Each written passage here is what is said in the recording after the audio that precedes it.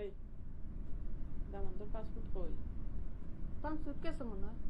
পাসপোর্টটা নিজের গেছে আন, দেশের বেটাইন তোরে কবজা করা লাগে।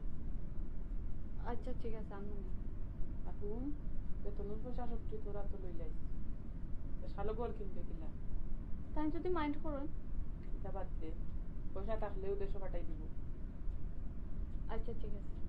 আর এটা তোর বাহর গেছে কইস না, নাইলে শালো আজ উঠি দিবা।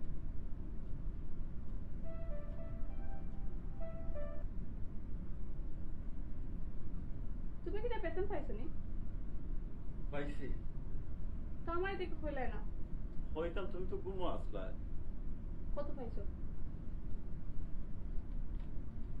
দেখিল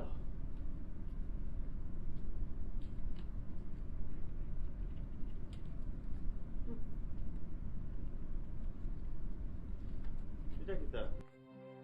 এক সপ্তাহ রাত খরচ। আমার হাত খরচ দরকার নাই। আমি বুঝি না, সব টাকা আমার কাছে থাকলে অসুবিধা কি তা? অসুবিধা আছে, মনে রাখো এই দেশে আমি তোমার আনছি। So what? আর তোমার পাসপোর্ট কই? পাসপোর্ট